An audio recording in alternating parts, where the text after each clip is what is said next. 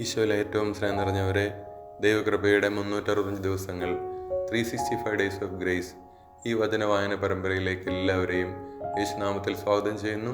ഇന്ന് നമ്മൾ വായിച്ച് ധ്യാനിക്കുന്ന വചനഭാഗങ്ങൾ ഉൽപ്പത്തി പുസ്തകം 34 അധ്യായം മുതൽ 37 വരെയുള്ള അധ്യായങ്ങളാണ്. ഇതിൽ പ്രധാനമായും നമ്മൾ കാണുന്ന ഒരു കാര്യം പൂർവ്വപിതാവായ ജോസഫിനെ അസൂയ മൂലം തൻ്റെ സഹോദരങ്ങൾ വിൽക്കുന്നതാണ്. എന്നാൽ ദൈവ പദ്ധതിയുടെ ദൈവകരുണയുടെ വലിയ ഭാഗമായി അത് മാറുകയും വലിയ വെറുതിയിൽ കഷ്ടപ്പാടിൽ തൻ്റെ സഹോദരങ്ങൾക്ക് ഇസ്രായേൽ ജനത്തിന് ഭക്ഷണം നൽകാനായി പൂർവ്വപിതാവായ ജോസഫിനെ ദൈവം ഉയർത്തുന്നതെല്ലാം നമ്മൾ ഇവരുടെ കാണുന്നുണ്ട്.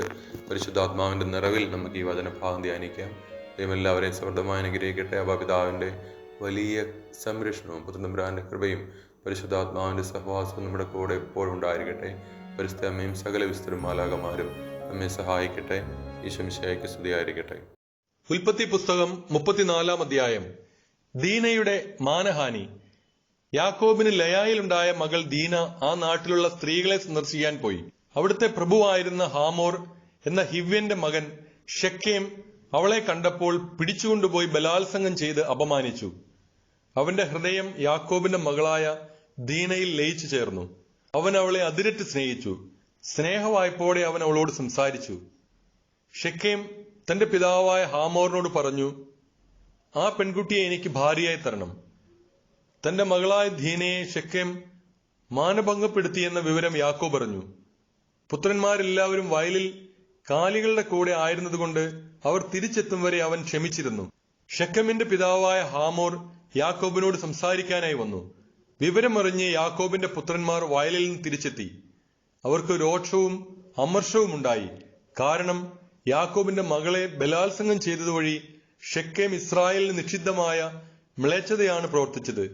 എന്നാൽ ഹാമോർ അവരോട് പറഞ്ഞു, എന്റെ മകനായ ഷെക്കേമിന്റെ ഹൃദയം നിങ്ങളുടെ മകൾക്ക് വേണ്ടി ദാഹിക്കുന്നു. ദയ ചെയ്ത് അവളെ അവന് ഭാര്യയായി നൽകണം. ഞങ്ങളുമായി വിവാഹബന്ധത്തിൽ ഏർപ്പെടുക. നിങ്ങളുടെ പെൺകുട്ടികളെ ഞങ്ങൾക്ക് തരിക.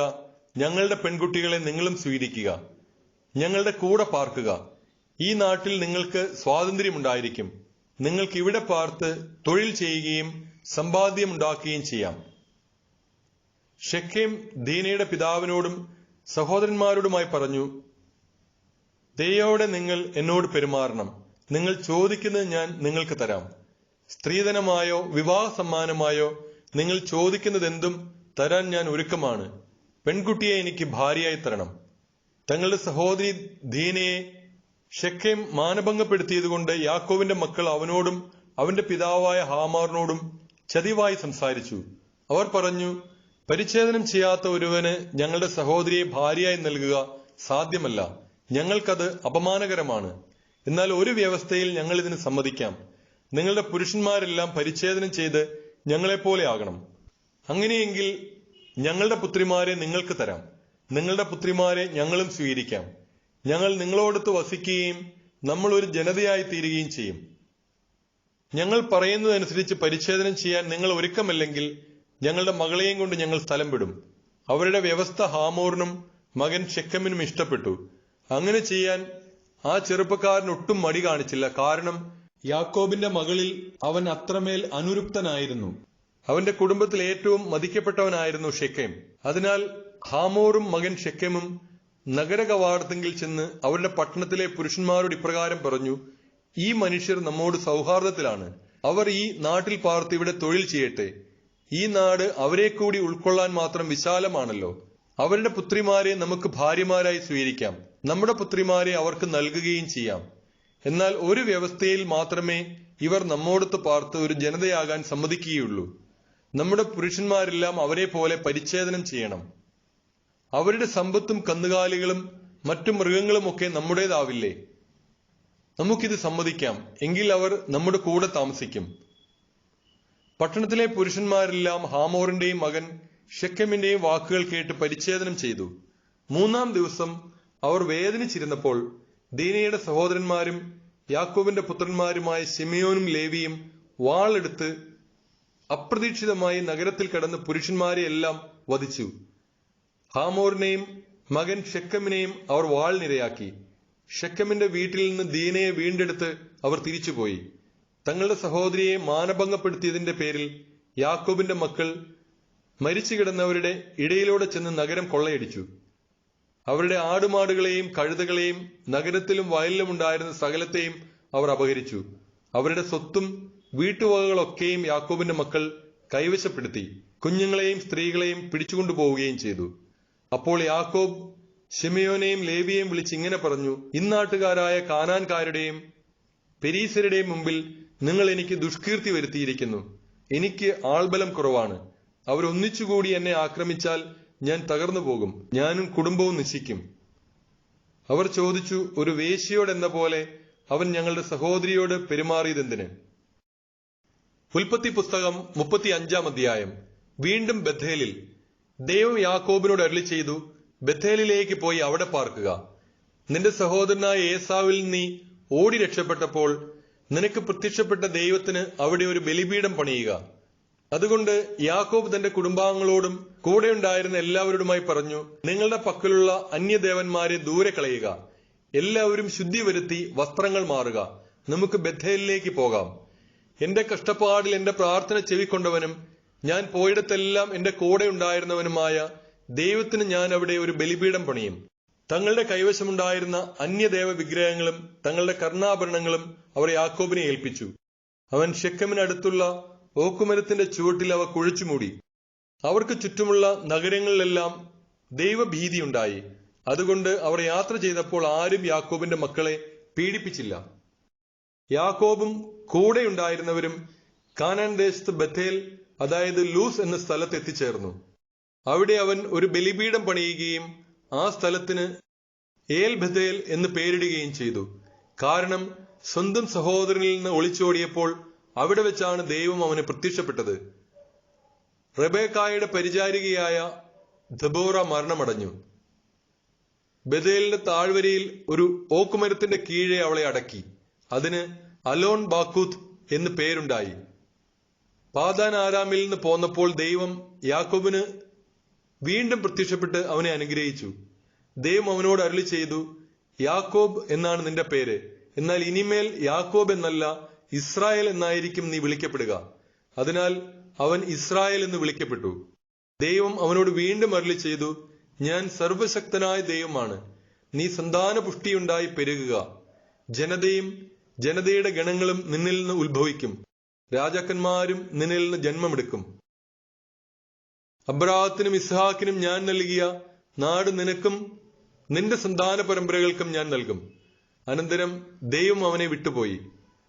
അവിടുന്ന് തന്നോട് സംസാരിച്ച സ്ഥലത്ത് യാക്കോബ് കല്ലുകൊണ്ടൊരു സ്തംഭം ഉയർത്തി.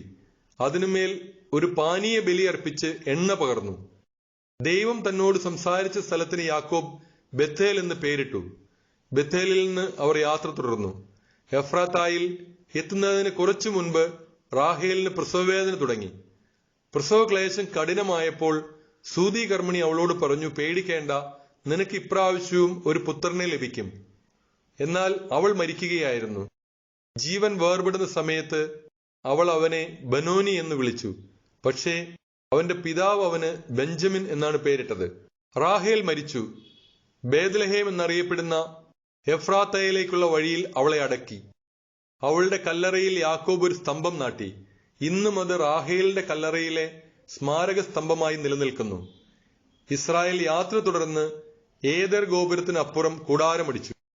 ഇസ്രായേൽ ആ നാട്ടിൽ പാർത്തിരുന്നപ്പോൾ റൂബൻ തന്റെ പിതാവിന്റെ ഉപനാരിയായ ബിൽഹായുമൊത്ത് ശയിച്ചു. ഇസ്രായേൽ അത് അറിയാനിടയായി.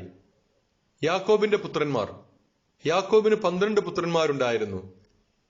ലയായുടെ പുത്രന്മാർ: യാക്കോബിന്റെ കടിഞ്ഞൂൽ പുത്രൻ റൂബൻ, ശിമയോൻ, ലേവി, യൂദ, ഇസാക്കർ, സെബലൂൺ.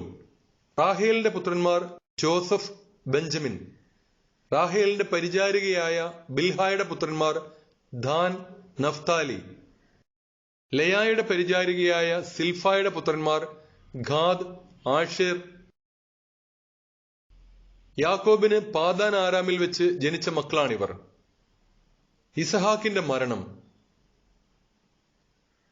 യാക്കോബ് ഹെബ്രാൻ എന്നറിയപ്പെടുന്ന കിരിയാത്ത് അർബായിലെ മാമ്രയിൽ തന്റെ പിതാവായ ഇസ്ഹാക്കിന്റെ അടുത്തേക്ക് പോയി. അബ്രാഹവും ഇസ്ഹാക്കും പാർത്തിരുന്നത് അവിടെയാണ്. ഇസ്ഹാക്കിന്റെ ആയുഷ്കാലം 180 വർഷമായിരുന്നു. ഇസ്ഹാക്ക് അന്ത്യശ്വാസം വലിച്ചു. വൃദ്ധനായ അവൻ തന്റെ ദിവസങ്ങൾ പൂർത്തിയായപ്പോൾ മരിച്ച് സ്വന്തം ജനത്തോട് ചേർന്നു. മക്കളായ ഏസാവും യാക്കോബും അവനെ സംസ്കരിച്ചു. ഉൽപ്പത്തി പുസ്തകം 36 അധ്യായം. ഏസാവ് ഏദോമ്യരുടെ പിതാവ്. ഏദോം എന്നുകൂടി പേരുള്ള ഏസാവിന്റെ സന്താന പരമ്പര ഇതാണ്. കാനാന്യ സ്ത്രീകളായിരുന്നു ഏസാവിന്റെ ഭാര്യമാർ. ഹിത്യനായ ഏലോന്റെ മകളാണ് ആദ. ഹിവ്യനായ സെബയോന്റെ മകളായ ആനായുടെ പുത്രിയാണ് ഒഹോലിബാമ. ഇസ്മായിലിന്റെ മകളും നെബായോത്തിന്റെ സഹോദരിയുമാണ് ബസ്മത്ത്. ഏസാവിന് ആദായിൽ എലിഫാസും ബസ്മത്തിൽ റവുവേലും ജനിച്ചു. ഒഹോലിബാമയിൽ നിന്ന് അവന് യവുഷുവും യാലാമും കോറഹും ജനിച്ചു. കാനാൻ ദേശത്ത് വെച്ച് ഏസാവിനുണ്ടായ മക്കളാണിവർ. ഏസാവ് ഭാര്യമാരും പുത്രന്മാരും പുത്രിമാരും വീട്ടിലുള്ള എല്ലാവരുമൊത്ത് തന്റെ കാലികളും മൃഗങ്ങളും കാനാൻ ദേശത്ത് താൻ നേടിയ സ്വത്തുമായി സഹോദരനായ യാക്കോബിനെ വിട്ട് അകലെയുള്ള ഒരു ദേശത്തേക്ക് പോയി.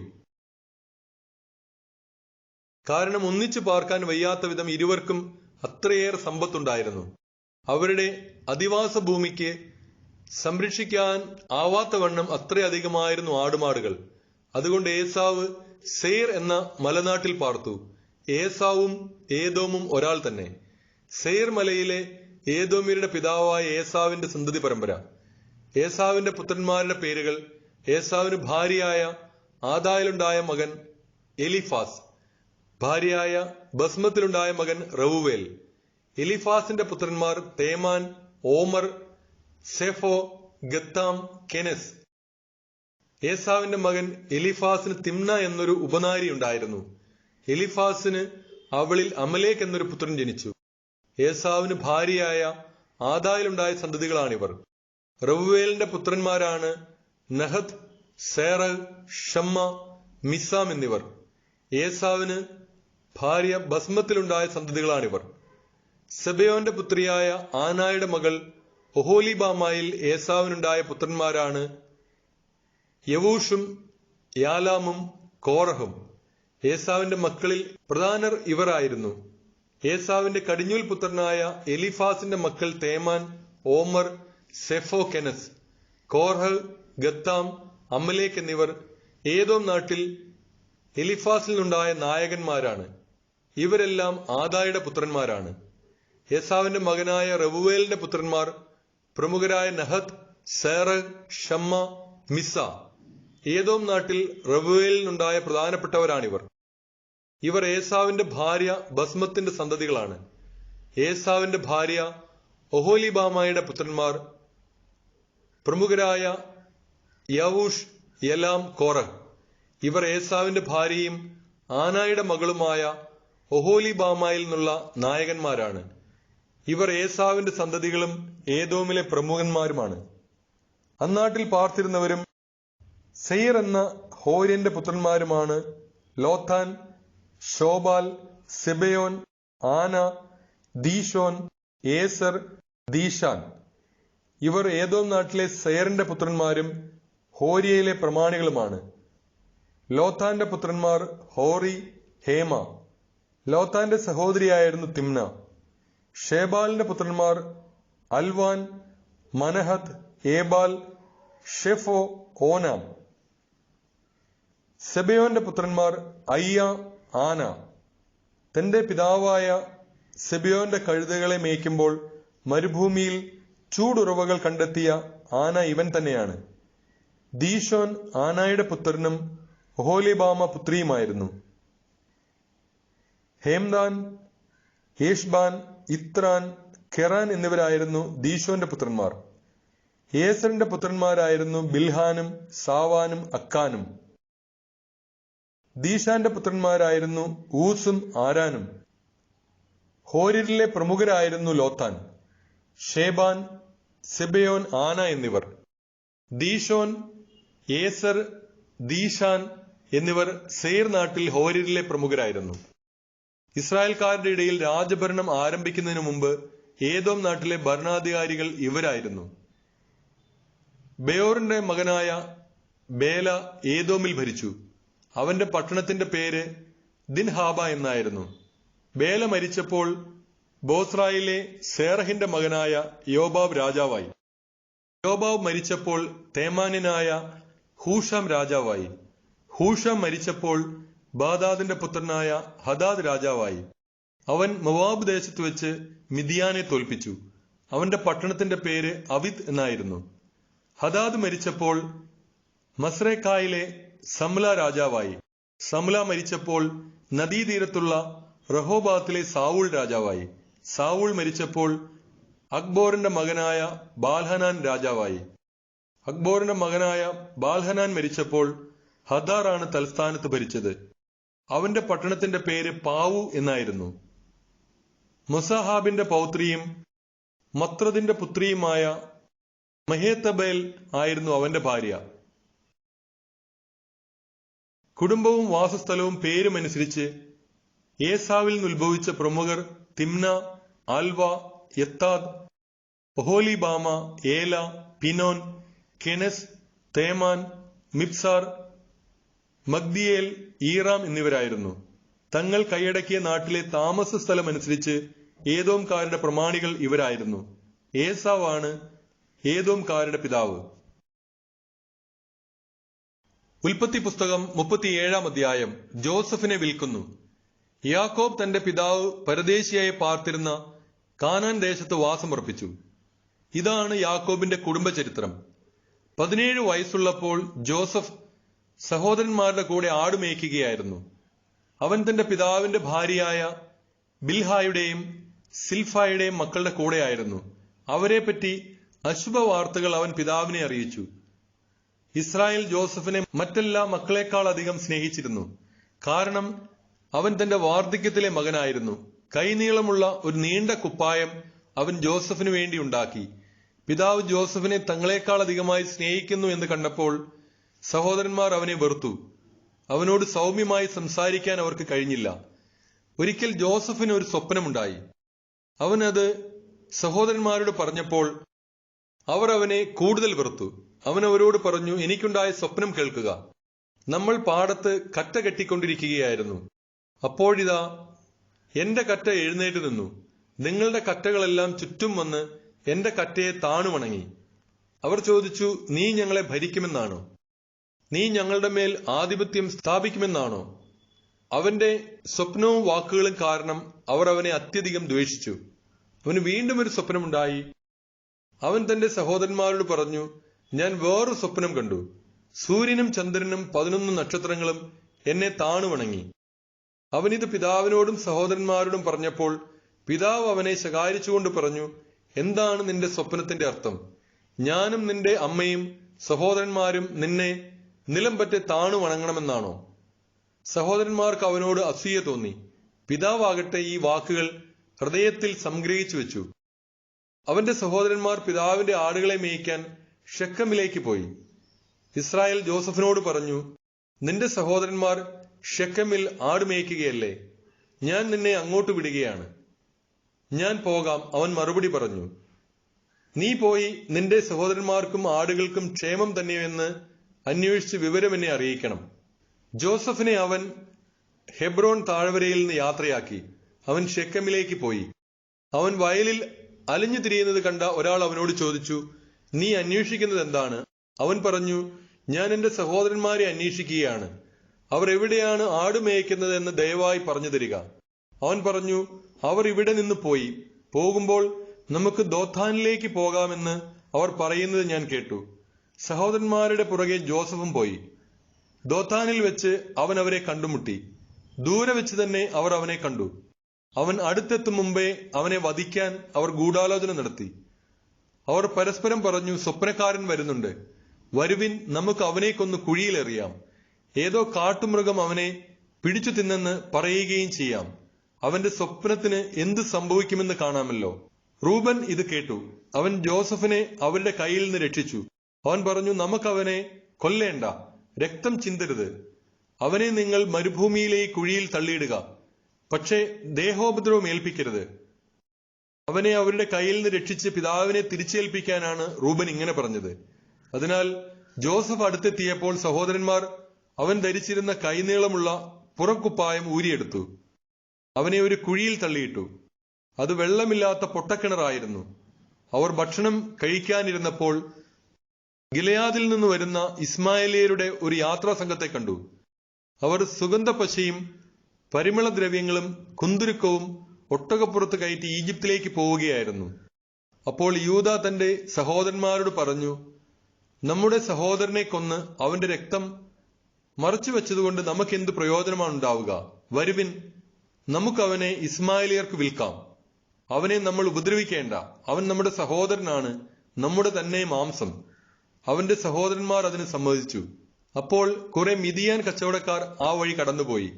ജോസഫിന്റെ സഹോദരന്മാർ അവനെ കുഴിയിൽ നിന്ന് പൊക്കിയെടുത്ത് 20 വെള്ളിക്കാശിന് ഇസ്മായേലിയർക്ക് വിറ്റു. അവർ അവനെ ഈജിപ്തിലേക്ക് കൂട്ടിക്കൊണ്ടുപോയി. റൂബൻ കുഴിയുടെ അടുത്തേക്ക് തിരിച്ചു ചെന്നു. എന്നാൽ ജോസഫ് കുഴിയിലില്ലായിരുന്നു. അവൻ തന്റെ ഉടുപ്പ് വലിച്ചു കീറി സഹോദരന്മാരുടെ അടുത്ത് നിന്ന് വിലപിച്ചു, കുട്ടിയെ കാണാനില്ല, ഞാനിനി എവിടെ പോകും? അവർ ഒരാടിനെ കൊന്ന് ജോസഫിന്റെ കുപ്പായമെടുത്ത് അതിന്റെ രക്തത്തിൽ മുക്കി. കൈനീളമുള്ള ആ നീണ്ട കുപ്പായം തങ്ങളുടെ പിതാവിന്റെ അടുക്കൽ കൊണ്ടുവന്നിട്ട് അവർ പറഞ്ഞു, ഈ കുപ്പായം ഞങ്ങൾക്ക് കണ്ടുകിട്ടി. ഇത് അങ്ങയുടെ മകന്റേതാണോ അല്ലയോ എന്ന് നോക്കുക. അവനത് തിരിച്ചറിഞ്ഞു. അവൻ പറഞ്ഞു, ഇത് എന്റെ മകന്റെ കുപ്പായമാണ്. ഏതോ കാട്ടുമൃഗം അവനെ പിടിച്ചു തിന്നു. ജോസഫിനെ അത് കടിച്ചു കീറി കാണും. യാക്കോബ് തന്റെ വസ്ത്രം വലിച്ചു കീറി ചാക്കൊടുത്ത് വളരെ നാൾ തന്റെ മകനെക്കുറിച്ച് വിലപിച്ചു. അവന്റെ പുത്രന്മാരും പുത്രിമാരും അവനെ ആശ്വസിപ്പിക്കാൻ ശ്രമിച്ചു. എന്നാൽ അവർക്ക് കഴിഞ്ഞില്ല. കരഞ്ഞുകൊണ്ട് തന്നെ പാതാളത്തിൽ എന്റെ മകന്റെ അടുത്തേക്ക് ഞാൻ പോകും എന്ന് പറഞ്ഞ് അവൻ തന്റെ മകനെയോർത്ത് വിലപിച്ചു. ഇതിനിടെ മിദിയാൻകാർ ജോസഫിനെ ഈജിപ്തിൽ ഫറവോയുടെ ഒരു ഉദ്യോഗസ്ഥനും കാവൽപ്പടയുടെ നായകനുമായ പോത്തിഫറിന് വിറ്റു.